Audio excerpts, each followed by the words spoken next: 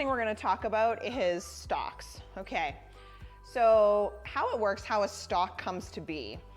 Let's just say that I'm wanting to start a company and I go and I'm going to start Bluebird Incorporated. That's going to be the name of my company. And now I'm at a position in my company where I need more growth. And I'm a private company right now. I'm Bluebird Incorporated. But now I need to raise more capital. I need more investment dollars so I can grow my business bigger. I want to take it global. But the only way I can do that is by getting investors.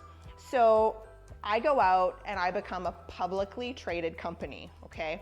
Now, once I'm a publicly traded company, I can offer my investors a few options. So let's get this little demonstration going here. So I'm going to offer my investors stocks, okay?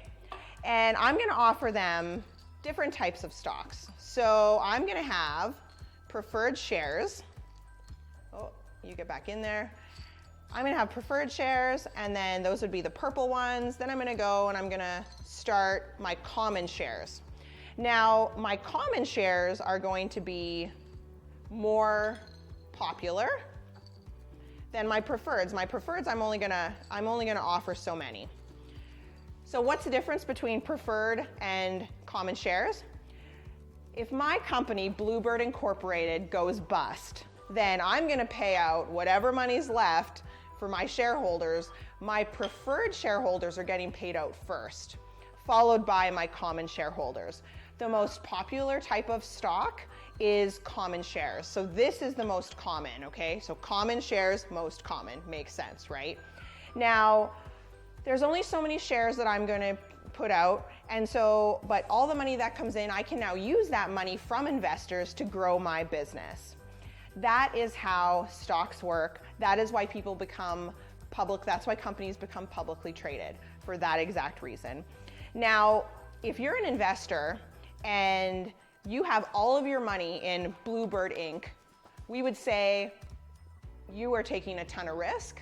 It could be because the company is riskier. So for example, a technology company is going to be more risky than a bank, for example.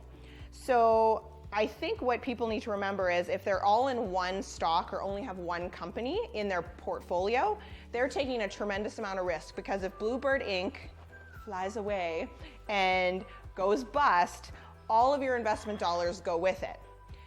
The proper way to invest is to actually buy more companies. So not only are you going to buy Bluebird Inc., you're then going to go and you're going to buy other companies, so that, let's just say that all of these different colors